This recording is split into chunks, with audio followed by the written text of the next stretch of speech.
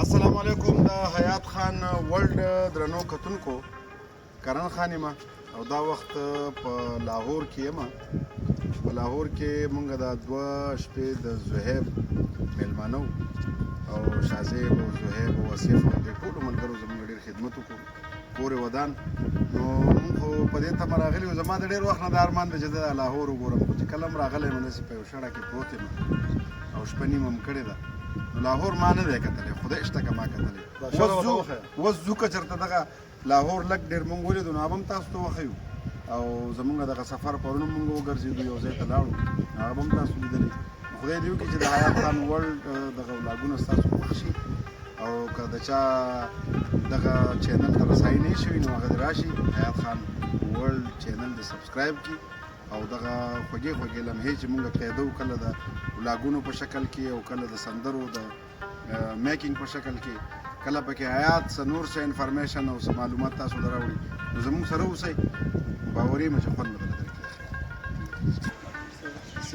تا زموږ سره پیاري یوازې ته نه شوې او په چېړلو چېړلو زموږ خولې راووتې، خو تا راسره ونه وتل که نه. موږ نور څه یې وکړو ستا لپاره. آصف سره چې څوک مینه نه کوي ډېر بد به کوي. اورې ځینې ځینې خلکو ته د پیغام زموږ ور ورسېږي، پیار محبت برا پیغام دې زموږ ور ورسېږي. کېدای شي دی ورسېږي یا ونه رسېږي، د مینې سړی خو لاړو جي تاسو رانه پاتې نو خوشحاله اوسئ، اتفاق کې اوسئ.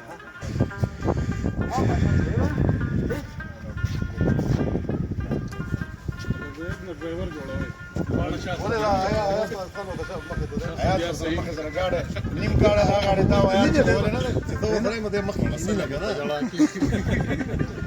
لاړو هلکه الله په امان.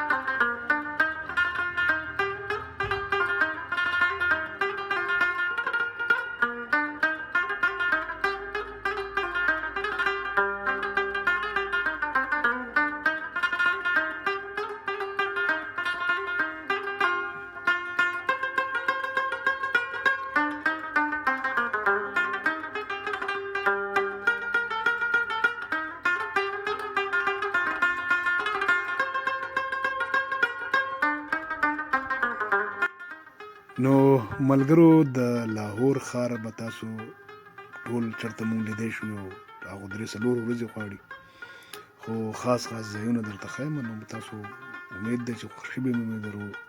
دې پسې به د مینار پاکستان ته ځو.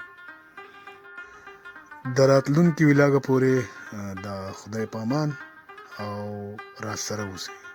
ډېره مننه ستاسو د کتلو او د مینې راکولو.